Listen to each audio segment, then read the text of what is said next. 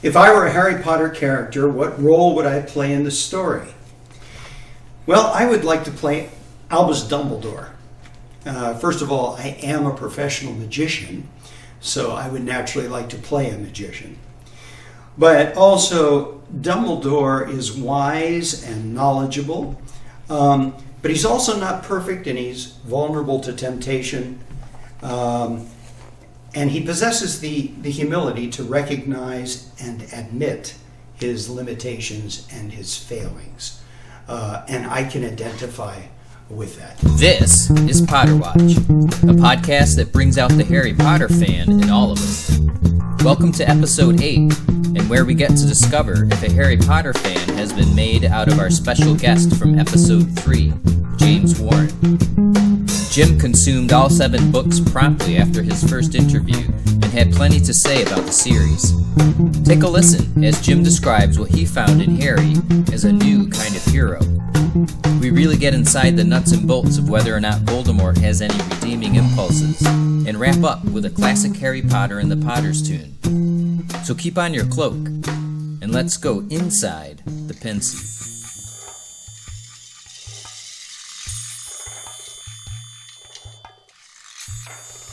Okay, I'd like to welcome back Jim Warren.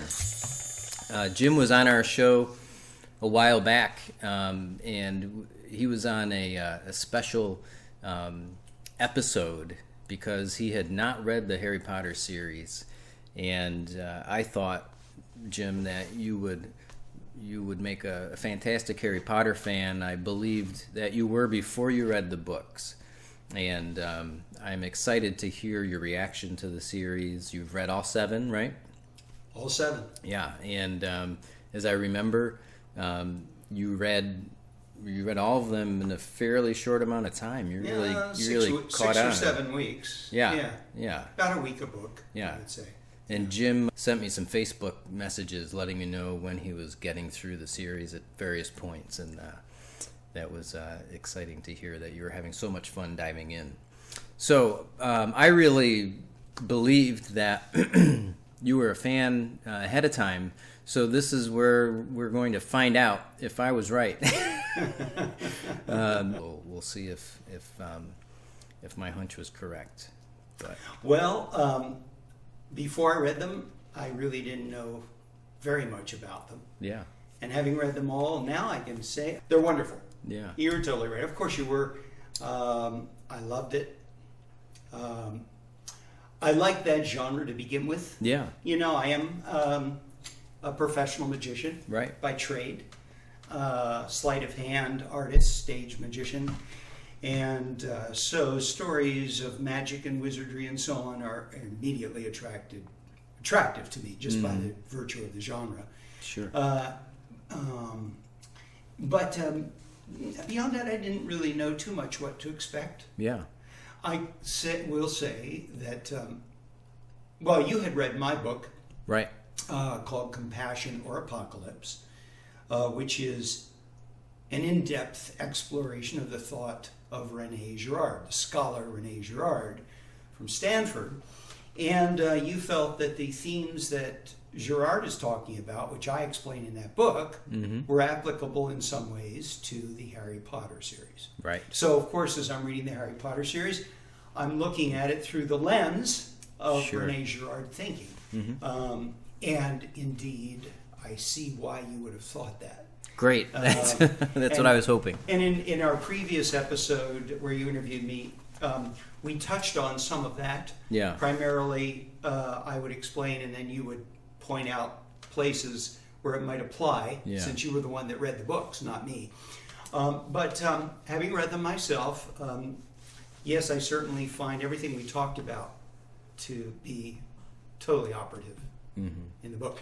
I found also, but I think what excited me most is the discovery of how deeply, if I can use the term, how deeply theological the Harry Potter story is. And I would probably like to use that as a jumping in point. The work of René Girard was one major lens for me. Yeah.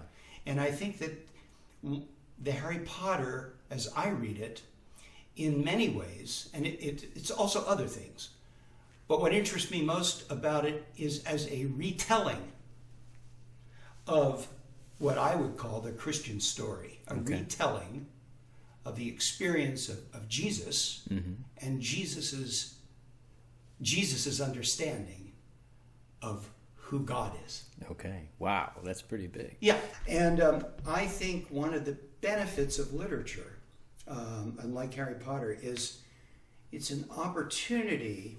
The reason I would like, especially those who identify with as Christians or the Christian story, to read this, is for the opportunity it gives you to detach from like the New Testament gospel narratives of Jesus' life and read something that is similar in a very basic, primal way, but it's telling us the story in totally different terms. So it catches you unawares. Sure. You understand? Yeah. And you get to live through it and experience it differently. So let me, and then you might come back to the New Testament reading, with a different sort of appreciation. Yeah.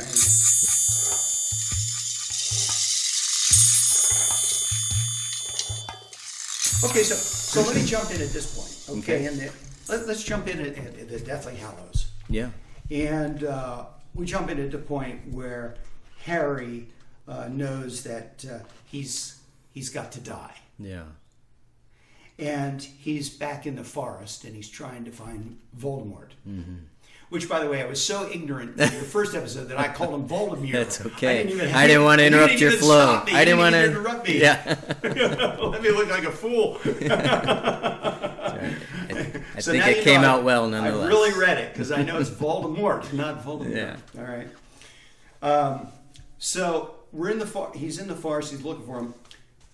Let me just read a couple of quotes. Yeah. Terror washed over him, Harry, that is to say. Terror washed over him as he lay on the floor with that funeral drum pounding inside him. Would it hurt to die? This cold-blooded walk to his own destruction would require a different kind of bravery. He felt his fingers trembling slightly and made an effort to control them, although no one could see him. The portraits on the wall were all empty. Just stop right there. Yeah. Now, I cannot possibly read this whole narrative and not think of Jesus in the Garden of Gethsemane as it's portrayed in the New Testament Gospels, knowing that he is going to die, knowing that he is taking a cold-blooded walk to his own destruction that would require a different kind of bravery, and doing it alone. Yeah. Because the story of Gethsemane is very clear that Jesus, in fact, takes this journey alone. That he knows he's going to die, and his disciples try to stop him. And Peter confronts him before they even get to Jerusalem. And that's when Jesus famously says to Peter, "Get thee behind me, Satan, because you set your mind on the things of man, not the things of God." And why did Peter get upset? Because Jesus had just told him that he had to go to Jerusalem specifically to die. To give his life, right? And this was a scandal to Peter and to the other disciples. So even though they were accompanying him physically, he's essentially walking this cold-blooded walk by himself. Yeah. And in the Garden of Gethsemane, when he asks his disciples to be praying for him, and he goes off by himself to pray, and then he comes back and he finds them sleeping. Yeah. Right? They're exhausted. He tells them to keep an eye out and watch. They fall asleep. Yeah. He is alone. He's sweating. He's terrified. He's praying, "Father, I pray that this cup pass from me. that I don't have to go through with this, right? And for our listeners who may not know, Yeah. in that story of Yeah. the Garden of Gethsemane, Yeah. Jesus is waiting for the Romans to arrest him and take him to be crucified. That's right. That is right before the Romans are going to come. Jesus knows this is it. Yeah. He's had his last supper with his close disciple friends, and now they've gone out. It's nighttime, and he's in this Garden of Gethsemane, and he's waiting. He knows any moment now, one of his disciples named Judas, who has betrayed him, will be coming, leading a bunch of Romans and Jewish religious leaders to grab him, right? Throw him in prison. So Harry is walking this similar journey. So what is this journey all about now? Okay. Now there's two ways to think about Jesus's journey. And the one which has a history in the Christian church, not the only history, but it does have popularity in the Christian church, and today it's a very popular view, is that Jesus is going to Jerusalem knowing that he will die there because he knows that God, his Father, is demanding and requiring that Jesus die. And in fact, God the Father, Jesus' Father, has set this whole thing up. He set it up so that Judas would betray Jesus, and he set it up so that Pontius Pilate would have Jesus put on trial but turn it over to the crowd. He set it up. The Roman ruler of the time, The of that area, that region. Being the governor, Right, governor of that province. And God wants this all to happen to Jesus. Now, why? Well, there is one strain of theology in the Christian church which says it is because human beings have sinned against God, and we are therefore alienated from God. And because we are finite creatures and God is infinite, there is no way that we, by our own power, can bridge that infinite gap and justify ourselves before God. Now that we have done evil, we've done injustice, right? We can't set that right. But God himself is in a bit of a pickle, because since we've done that, God has to honor justice. God is just himself. And so God can't just let us off the hook. And yet God loves us because he created us. So he doesn't want us to just perish.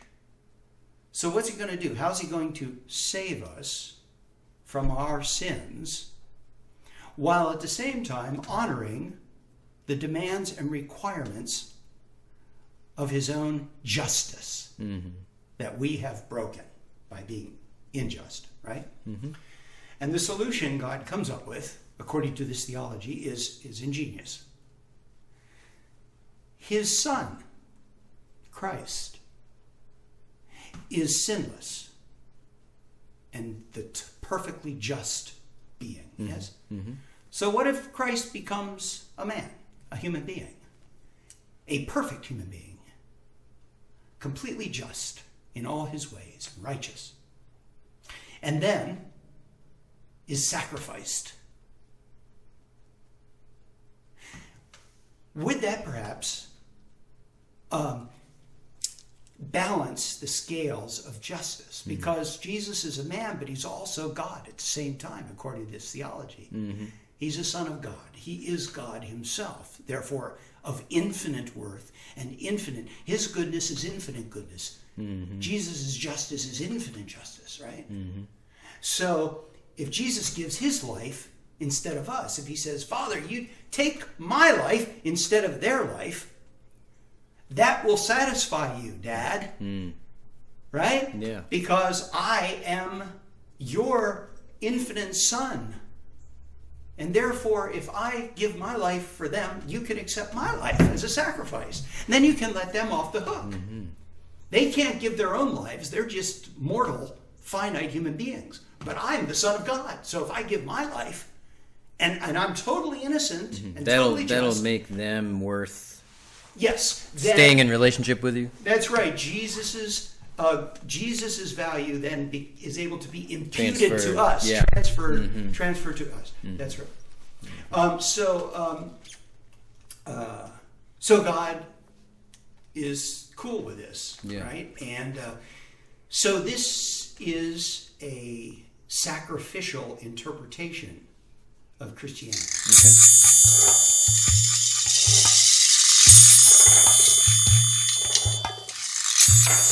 Now, there is another theologian who, Abelard, in the Middle Ages, who had a different take on this. And again, he's pulling out the New Testament too, where Jesus dies not because God demands a blood sacrifice in order to satisfy his wrath,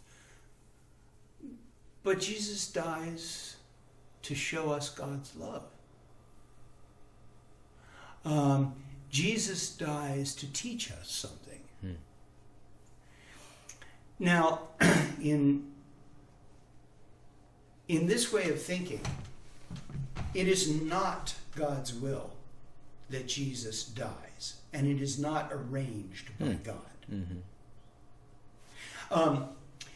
Jesus dies because human beings killed him.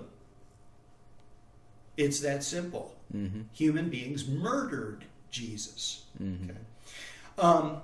And if there is a sense in which we can speak of God desiring this to happen, it would have to be a very qualified use of the word desire. What God really desires is that Jesus show us something important, teach us something important about who we are as human beings, perhaps something about our violence, about our violent nature, and what we are capable of doing with that violent nature. And God wants Jesus to show us a different way, a better way. Now, if Jesus has to die in order to show us that, then so be it. But that's different than saying that God wants Jesus to die and requires Jesus to die and orchestrated it in order to satisfy God's own wrathful demand that justice should be met. Right. Now, if you take this second view,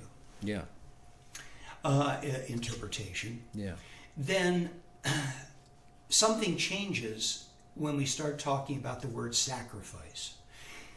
And this is a crucial word in Harry Potter.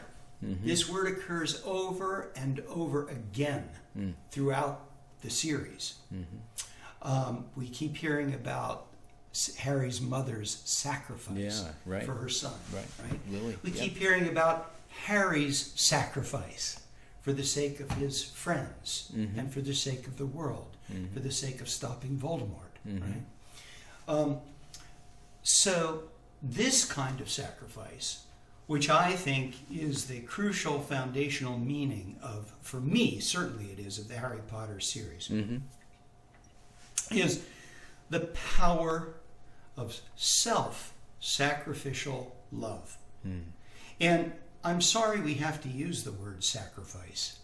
At all. Because sacrifice has, when you think about the connotations of the word, usually we are thinking about it in the other way. Somebody demands a sacrifice, right? And the ancient peoples, they sacrificed to their gods, right? They sacrificed human beings. The Aztecs had an altar and, temple, and at the top of the temple is the altar, and you sacrifice the human being and rip out their heart for the god, in order to influence the god, so the god won't be angry at you anymore, right? And in Christian theology, as we just said, we have a very similar idea. So sacrifice tends to be bound up with those kinds of concepts and images in our minds. But what we're talking about in Harry Potter is self-sacrifice. This is something very different. I would prefer to use the word giving rather than sacrifice. Oh, I like that. Self-giving. I'm giving my life. Yeah. And it is very important in the Harry Potter series. And Dumbledore makes this very clear in the Deathly Hallows when he's trying to explain things to Harry. It's very clear that this self-giving that Harry does is something that Harry wants to do. This is voluntary. This is freely given on Harry's part. And this is echoing in the Gospels in the New Testament when Jesus himself says, "No greater love has any man for his fellows than that he be willing to lay down his life for them." Okay? Or let me say man or woman, right? Yeah. No greater love a person cannot show greater love than their willingness to lay down their lives for others, Jesus says. And he further goes on to say that nobody takes my life from me. I give it freely. And this was very important to Jesus. And it's very important to Dumbledore. Yeah. It's very important that Harry understand that he is acting freely. Yeah. That this is a free action of self-giving love. Yeah. And this, brings up images early on in the story for me of Harry freely giving his money and fortune that he comes to find out he has when he makes his way to Gringotts with Hagrid. That's true. He seems to have this awareness and lack of attachment to his worldly possessions in that respect too. Yes, that's true. He seems to start out as a giver. That's right, and it goes right back to his mother. We learn that his father James was a bit of an arrogant kind of guy. His mother, though, was very compassionate, right from the start. Where James and his buddies were Sirius and Pettigrew at the time were scapegoating Snape. Right, by making fun of Snape and thus cementing their own friendship. You really did read these books, didn't you? Oh, yeah. I did. All right. Lily is, that upsets Lily. And she becomes friends with the underdog, friends with Snape. That friendship only starts to unravel when Snape starts yielding to his own temptations to get involved with the dark side and with other kinds of friends. And Lily can see where that's leading. But her feelings for Snape were very compassionate. And Harry gets that from her. So this freedom is really important. And I think it's important to understand that Voldemort does not act in freedom. Voldemort is acting much more out of necessity. Now, listen, I'm going to read a little bit from Deathly Hallows when Dumbledore is talking to Harry and trying to get Harry to understand this. And Harry's he's not getting it. So Dumbledore is starting to get impatient for the first time. Really getting a little irritated here. Are you about to take us back to Voldemort's corner? I don't know. Am I? That's for you to decide. Not me. Frustrations of a young man. Oh yeah. Frustrations of a young man. Oh yeah. Frustrations of a young man. Oh yeah. Frustrations of a young man. Dumbledore says, "It is essential that you understand this," said Dumbledore, standing up and striding about the room, his glittering robes swishing in his wake. Harry had never seen him so agitated. Okay, so something really important is at stake here. By attempting to kill you, Voldemort himself singled out the remarkable person who sits here in front of me and gave him the tools for the job. It is Voldemort's fault that you were able to see into his thoughts, his ambitions, that you even understand the snake-like language in which he gives orders. And yet, Harry, despite your privileged insight into Voldemort's world, which incidentally is a gift any Death Eater would kill to have, you have never been seduced by the dark arts, never, even for a second, shown the slightest desire to become one of Voldemort's followers. Of course I haven't, said Harry indignantly. He killed my mom and dad. You are protected, in short, by your ability to love, said Dumbledore loudly. The only protection that can possibly work against the lure of power like Voldemort's. In spite of all the temptation you have endured, all the suffering, you remain pure of heart, just as pure as you were at the age of 11 when you stared into a mirror that reflected your heart's desire, and it showed you only the way to thwart Lord Voldemort and not immortality or riches. Harry, have you any idea how few wizards could have seen what you saw in that mirror? Voldemort should have known then what he was dealing with, but he did not know. But he knows it now. You have flitted into Lord Voldemort's mind without damage to yourself, but he cannot possess you without enduring mortal agony, as he discovered in the Ministry. I do not think he understands why, Harry.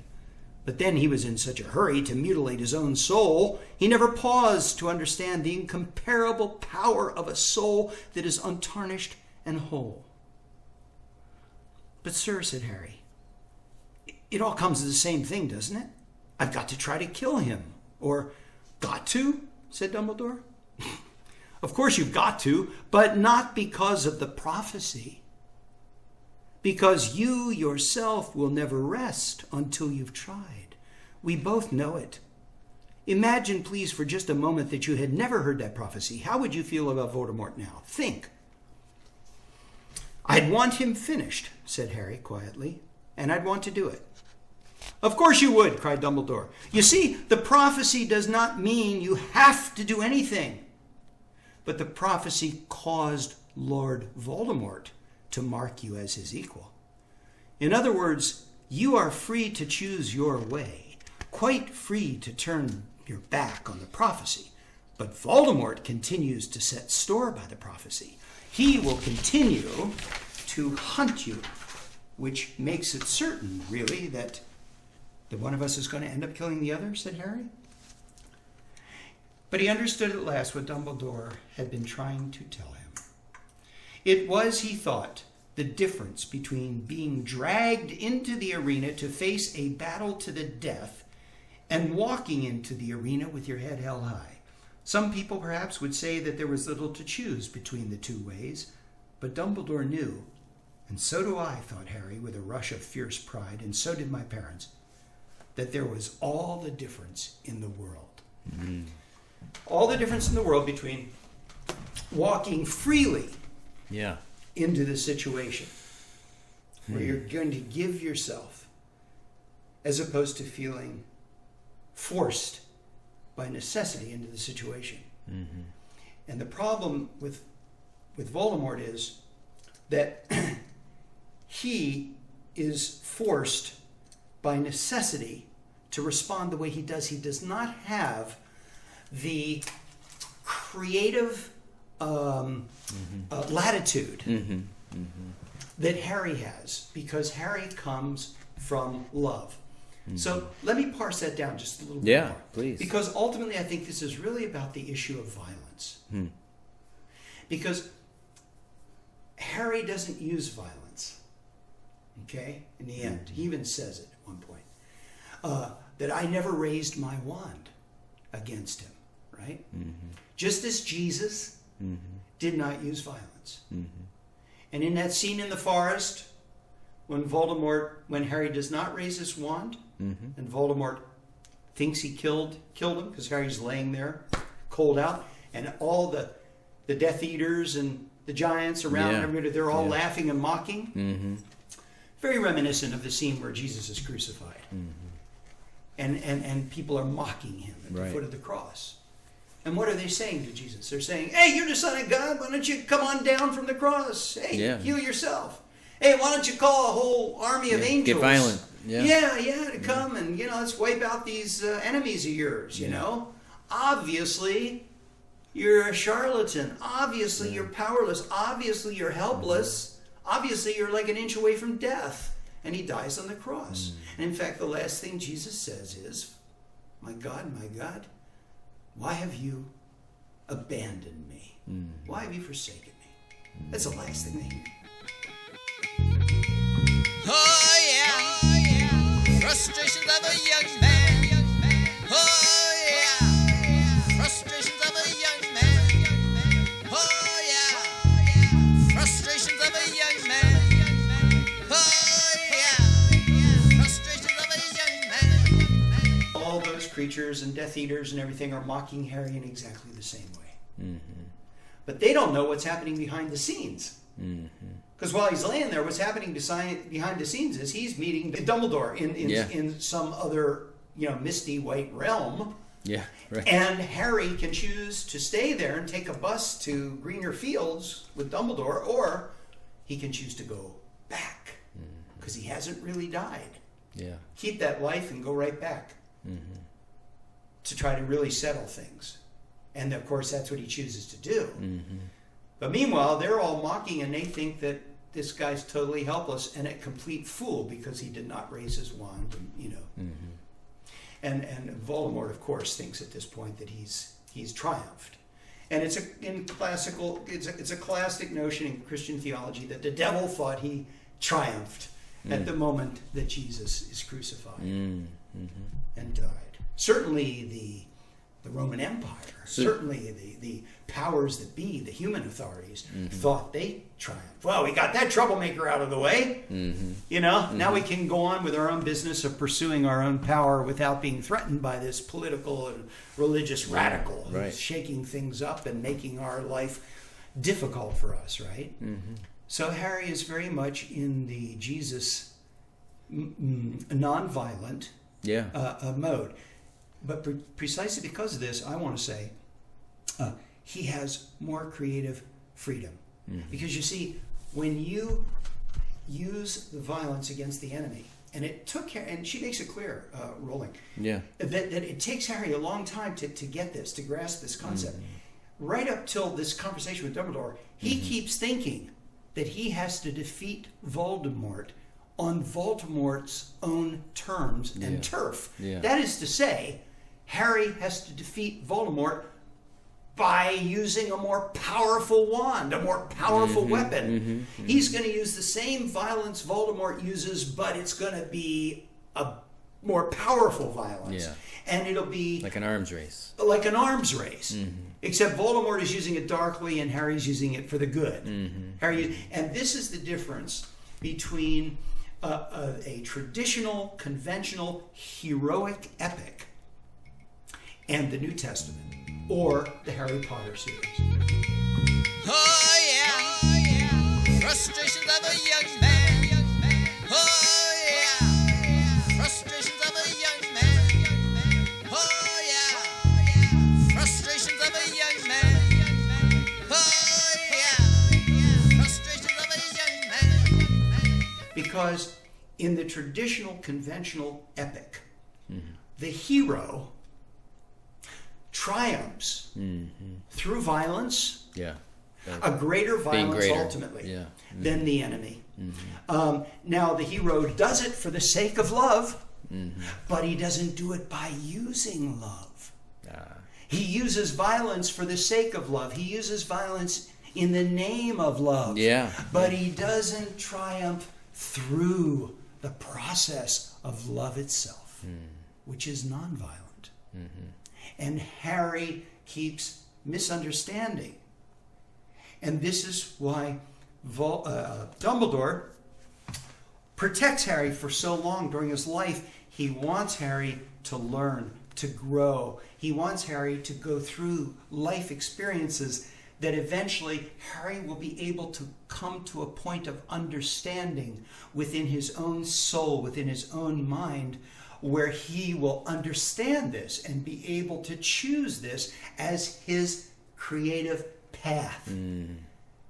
Which again is very different than having this dumped on you forced and upon forced. you. You Yeah. know, the shotgun wedding. Yeah. You know, Dumbledore isn't standing there with a shotgun in Harry's back. Mm-hmm. Dumbledore is not requiring Harry's sacrifice. You know, Dumbledore is asking Harry to access that love within himself that will lead him to this insight of the meaning of giving oneself and how much power ultimately, how much divine power ultimately there is in that. So much so that it is greater than the violence of Voldemort, with the violence of the world.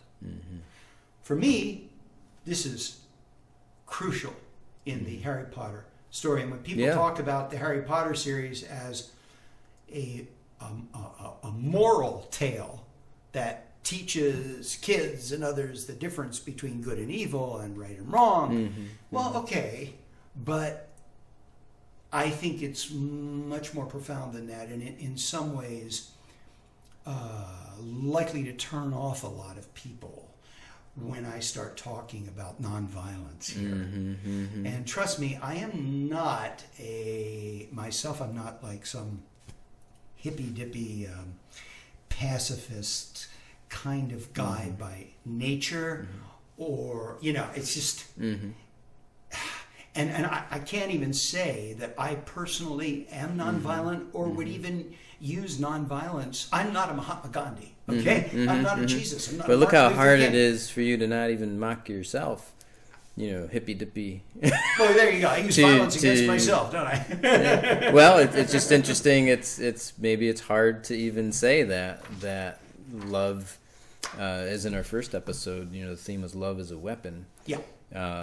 You know, it's perhaps hard to say that. Maybe, I don't know if gender comes into play here either for a man, but in our culture, but to say that could be successful or valued or desirable, you know, might be given the fact that mockery is used and judgment is used to get us to feel trapped into thinking we have to use violence or force or to man up or to you know, fight like a man, right? Isn't that the phrase? Right. And if you don't, you know, if you use love as a way to solve things, fix things, you know, that's potentially going to be mocked. Well, it certainly does seem to be. Yeah. And it's funny that you use the phrase love as a weapon. Yeah. Because the way of nonviolent love Yeah. is so strange and scary. Yeah. Because nobody wants to become the victim of violence Yeah. involuntarily or volunteer. Why would you volunteer for that? Yeah. Right. Why would you want to do what Harry did and walk into that forest looking for the guy that's going to put out your lights? Yeah. Crazy. And all the heart tremors and Yeah. everything else that Harry went through, or that Jesus went Unless through in Gethsemane. you felt forced and pressured to be a martyr of some sort. You Right. know, Right. Yeah. Yeah, well then you don't have a choice. Right, you don't have a choice. Well, that's what I'm hearing you. But to do it say voluntarily because you've arrived at a point of insight, enlightenment, if you will, of the power of love. That this is what giving oneself could accomplish. That's amazing. Oh yeah, frustrations of a young man. Oh yeah, frustrations of a young man. Oh yeah, frustrations of a young man. Oh yeah, frustrations of a young man. And we so rarely as human beings, certainly me, so rarely go there. Yeah. We don't even want to think it through. That when we do try to think it through, sometimes the best we can do is come up with phrases like, love is a weapon. In other words, weapon is a violent term. Yeah, yeah. And we're trying to express that's something always been nonviolent. a strange, right. We don't know how, even in language, to there. talk about Sure. triumphing without you bringing violent imagery somehow into it. Yeah. You see? Yeah. How about love is disarming? There you go. That's nice. I like that. Right, because arming, the arms race, you're arming up, right? You're trying to get the bigger arms, and Harry's signature spell is Expelliarmus, which is the disarming spell. That's how he gets the Elder Wand from Draco. Yeah. Draco. Thank you. I keep thinking Dracula. She's had to have taken the name from Dracula, of course. so I call it Dracula. Yeah. Draco. Yeah. So we have an idea that, justice is the ultimate thing, and justice requires a balance and exchange. You did this, therefore you have to get penalized this much. Mm-hmm. And if you did something even worse, then you have to be penalized even worse to balance the scales of justice, right? Forgiveness doesn't enter into the equation at all, except after you've paid the balance off. Mm-hmm. Okay, then your debt is wiped out because you paid the debt. Mm-hmm. But the debt has to be paid. And so in this theology that says that we have a wrathful God who's requiring payment, this God cannot forgive. Mm-hmm. It takes Jesus sacrificing. It takes the sacrifice of Jesus in order to pay the debt for us. So now God the Father can forgive us. Mm-hmm. That's how that theology goes. Mm-hmm. Mm-hmm. But then you have Jesus tossing out certain teachings like the parable of the prodigal son, which is a story of how a son gets his father to give him his inheritance now because he's disrespectful and doesn't want anything to do with his father, and he leaves and he goes into a far country, spends all of his inheritance, gets into trouble, starts to starve, goes back home, barely makes it back, he's in rags, he just comes back, he says, I'm not even worthy to be your son anymore, will you just give me a job because I'm starving? But the father does not require any kind of payment from the son. Or the father sees the son coming home even when the son hasn't gotten home yet. The father sees him out there, sees him from a distance, and says to his servants, hey, go get the pig ready, roast it, we're going to have a party, my son's coming home. And the kid gets home, they throw a party. And the kid's older brother, he's angry.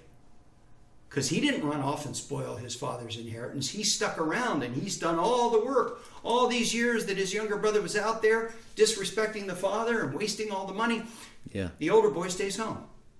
He says, hey, Dad, why don't you throw a party for me? What are you throwing a party for this jerk? Right. But the father is so compassionately loving of his son and so overjoyed that his son is back that's enough. He doesn't need justice to be fulfilled. And I think this is what we find in Harry Potter.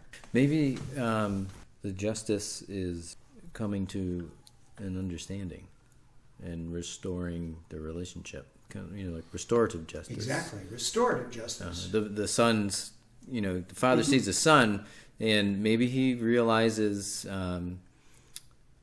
as he sees him, he must have got the point.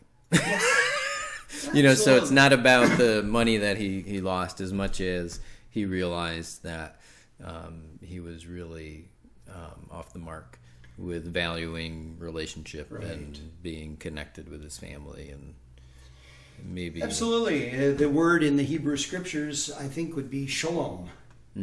Which means peace or wholeness. That restoration. Oh yeah, frustrations of a young man. Oh yeah, frustrations of a young man. Oh yeah, frustrations of a young man. Oh yeah, frustrations of a young man. Voldemort doesn't want to restore things to wholeness. Voldemort wants immortality and the power that will give him. Voldemort is scared of death. And that's part of the reason Voldemort is not free. He's scared of death, of the body and the soul. That's why he splits himself off and creates all these Horcruxes so that he can, continue in conscious existence, because that's where his ego lies. There's a sense in which Voldemort is in rivalry kind of with death, right? Death is his rival. Yeah. Death is his enemy. When you use that phrase, conscious existence, Yeah. makes me think that perhaps he was wanting to be known in the world and was using violence to stay known, have the world be aware of him. Right. You know, rather than merely not wanting to die, which is much. I'm wondering, wondering here the difference between, what's the choice between that restorative justice, the seeking understanding and wholeness, being in relationship with others. Is that what we're getting at here is a choice between that and trying to use violence to be known to others. In other words, is he still trying to be known to others, but through distorted means, rather than just preserving himself? Is there some maybe non-narcissistic motivation in Voldemort, or at least some kind of pseudo value in others? Does he need to be known by others? Yes. But he needs that so much that he gets that through violence and instilling fear in others, and and dominating, and in other words, ensuring that he'll be known by others by being all powerful. Absolutely. Yeah, I think so. Sure. Being willing to kill others to be known by those that remain. Right. It's Right. Some. Yeah, in the terms of our previous episode together, there is always a mutual thing going on between the leader and the leader's followers or admirers. There's a mutual imitation. We talked about mimetic desire, copying and imitating each other's desires, right? And the followers imitate the leader because they want the power that the leader has. But the leader is also imitating the followers in the sense that, as you were saying, the leader needs the followers as a kind of a mirror to stoke his own ego, right? To see himself, so he can admire himself through the eyes of his admirers, right? And then what they think of, the more they worship and adore him, the more he worships and adores himself. They become the model that he copies for his own self-attitude. And then it becomes this back and forth thing, right? He copies the crowd copies the leader. Back and forth. And this is definitely going on between Voldemort and his Death Eaters. And of course, Voldemort would like to dominate the whole world and, have all that power. But he's not going to be able to have any of that if he's ultimately going to die, i.e. go out of conscious existence. Therefore, he's desperate to somehow ensure that won't happen, to the point where he splits his soul, not once, not twice, but 7 times, right? 7 being the numerological number of perfection, the divine number. He really wants to be God.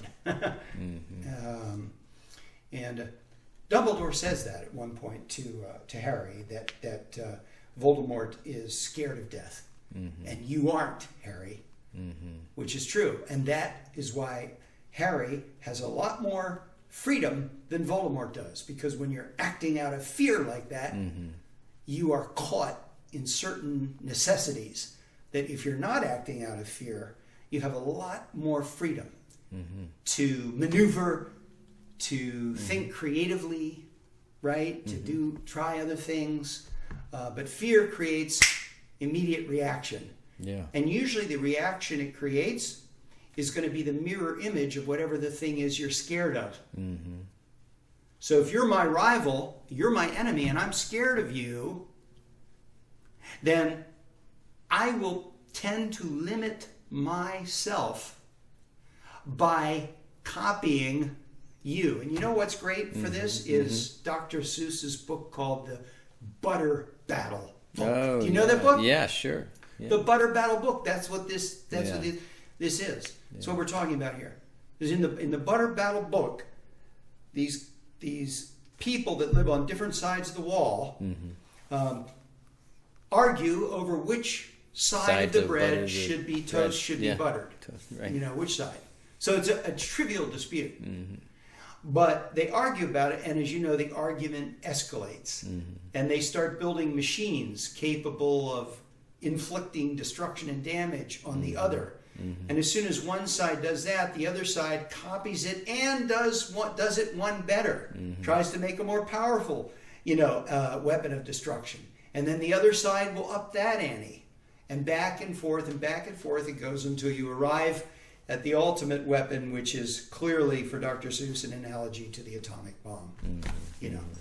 And the Butter Battle book leaves you wondering what's going to happen, because there are two guys, they're both standing on top of the wall, and they're both holding the ultimate bomb in their hand. And that's where the book ends, as I recall. So, and that was indeed the situation the world found itself in when Dr. Seuss was writing that book, and still is that situation in the world today. We have that hanging over us, How far are we going to push this mutual copying each other? So when you're afraid, you copy the thing, you tend to copy the thing you're afraid of, and it shuts down your options. Harry is not scared of death. Oh yeah, frustrations of a young man. Oh yeah, frustrations of a young man. Oh yeah, frustrations of a young man.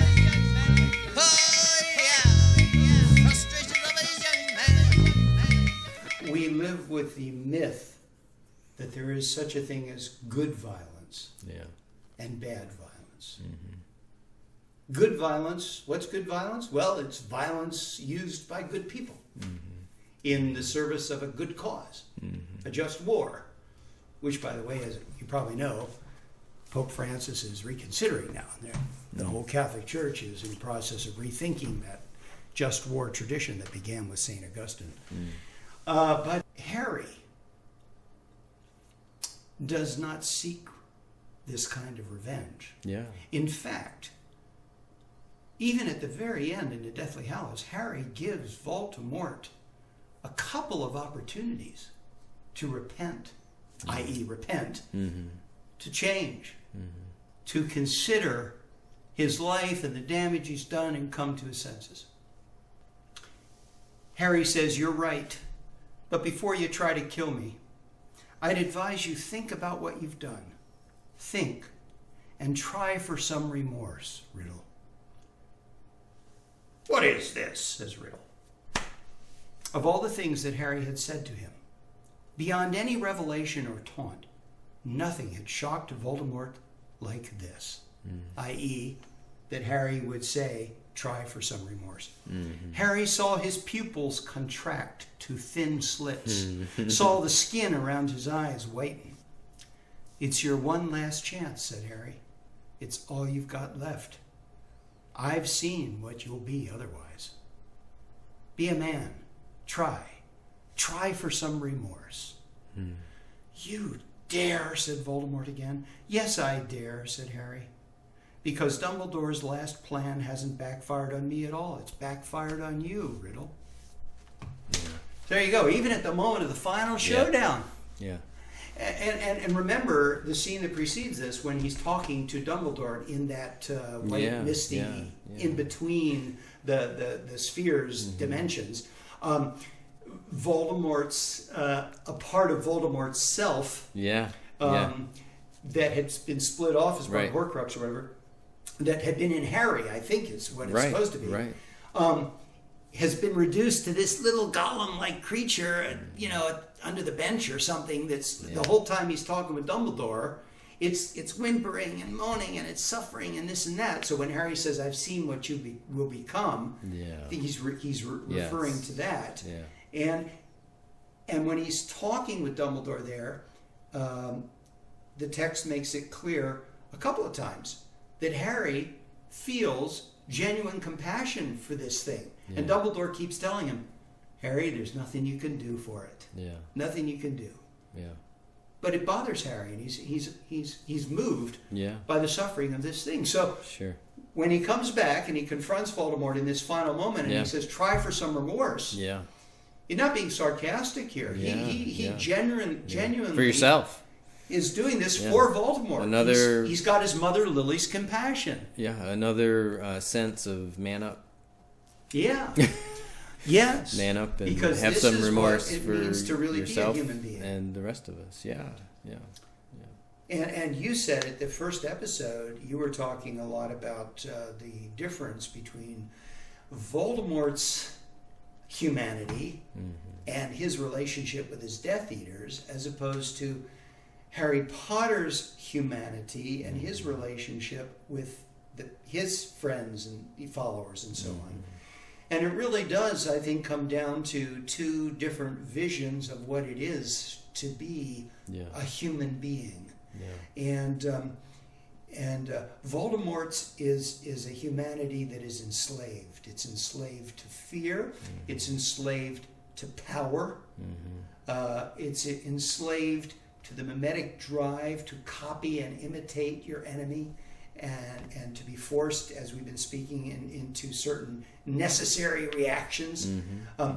Harry's way is a way of a humanity that is compassionate and forgiving, and is able to maintain relationships, deep, lasting, wonderful relationships, through the power of forgiveness and compassion.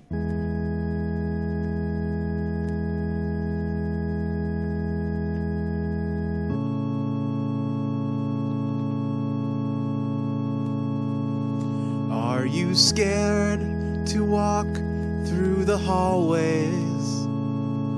Are you worried that the spiders run away? Are you petrified of being petrified? Are we going to have to save the school again? We've got to save Ginny Weasley from the basilisk. We've got to save the school from that unseen horror. We've got to save Ginny Weasley from the basilisk. We've got to save the school again. It's been freaking out all the kids. It even took out Miss Norris.